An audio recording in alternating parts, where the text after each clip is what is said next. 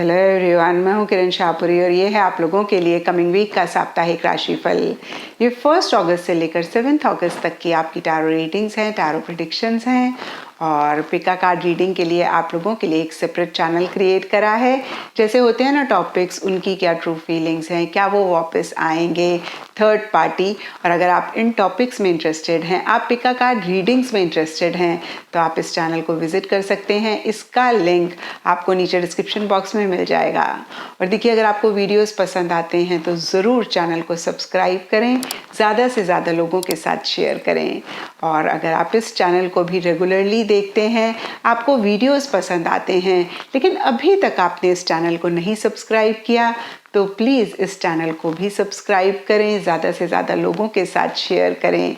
इसी के साथ साथ अगर आप शॉर्ट रील्स में इंटरेस्टेड हैं, रिलेशनशिप टिप्स में इंटरेस्टेड हैं, तो आप मेरा इंस्टा का पेज भी फॉलो कर सकते हैं। उसका लिंक भी आपको नीचे डिस्क्रिप्शन बॉक्स में मिल जाएगा। और बहुत सारे लोगों का सवाल होता है कि मैम, हम इस रीडिंग को किस साइन के हिसाब से देखें। तो देखिए, टैरो रीडिंग को आप किसी भी साइन के हिसाब से देख सकते हैं, फिर चाहे वो आपका मून साइन हो, चाहे सन साइन हो, चाहे लगन हो, चाहे नाम के हिसाब से राशि हो।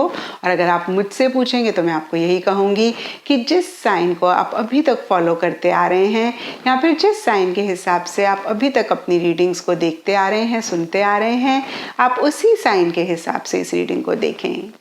तो चलिए जी, शुरू करते हैं कमिंग वीक का साप्ताहिक राशिफल। चलिए टॉरस, आप लोगों के लिए देखें कि कमिंग वीक क्या लेकर आ रहा है, क्या एनर्जीज हैं। तो प्रोफेशनल फ्रंट के लिए आप लोगों के लिए कार्ड्स हैं 9 ऑफ कप्स एंड फाइटिंग। और देखिए, ये कार्ड्स एक दो चीज़ें कहते हैं।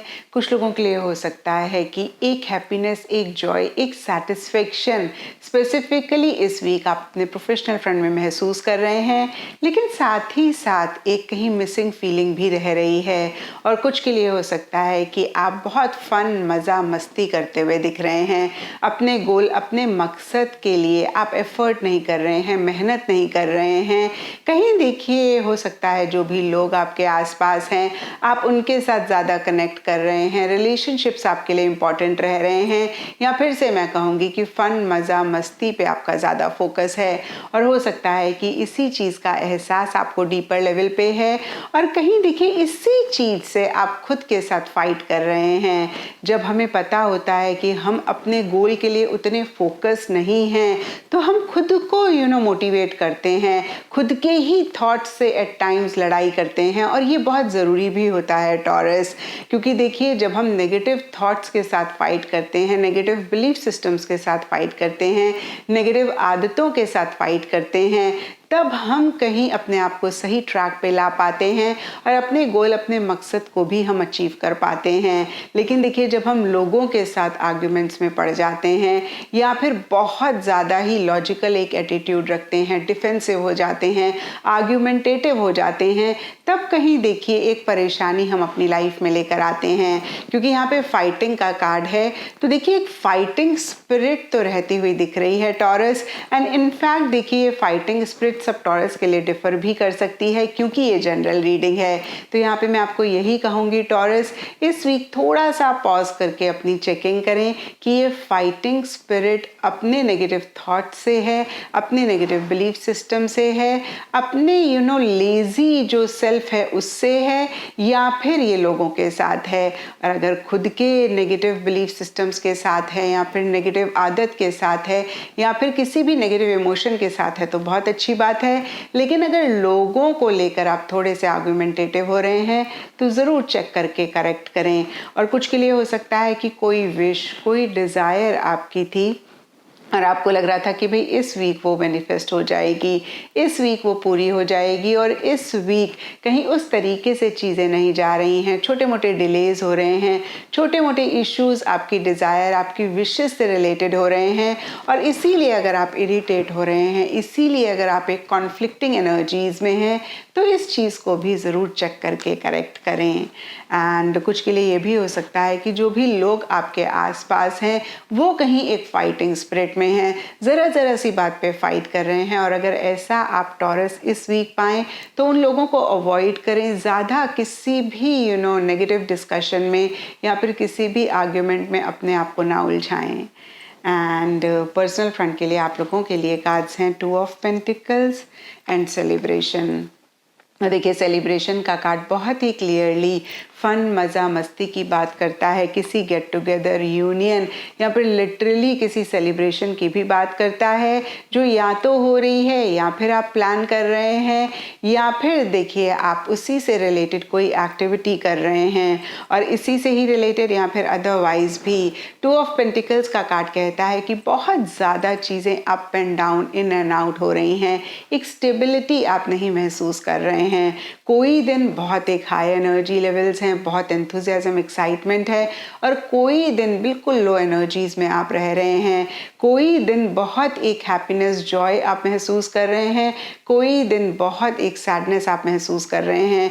तो देखिए नटशेल में कहीं एक स्टेबल एनर्जीज नहीं रहती हुई दिख रही हैं, आपके मूड स्विंग्स हो रहे हैं या फिर जो भी चीज़ आप चाह रहे हैं अपने पर्सनल फ्रंट में उसी से रिलेटेड सिचुएशंस या फिर सर्कमस्टांसेस भी फ्लक्चुएटिंग से हो रहे हैं। किसी दिन आपको लगता है कि नहीं ये काम आपका हो जाएगा, किसी दिन आपको लगता है भाई पॉसिबल ही नहीं है। तो देखिए जो भी चीज़ें मेरे माइंड में आ रही हैं, मैं कह रही हूँ, सबके लिए थोड़ा थोड़ा डिफर कर सकता है। यहाँ पे 2 ऑफ पेंटिकल्स का कार्ड कहीं एक फ्लक्चुएटिंग सी एनर्जीज़ की बात करता है। कुछ के लिए ये भी हो सकता है कि आपने कोई डिसीजन लेना है, आपने कोई चॉइस लेनी है और कहीं आप एक चीज़ पे फोकस नहीं कर पा रहे हैं, इसी से ही रिलेटेड आप 2 माइंड्स में रहते हुए दिख रहे हैं। तो देखिए अगर ऐसा आप भी पाएँ टॉरस तो इस चीज़ को चेक करके करेक्ट करें।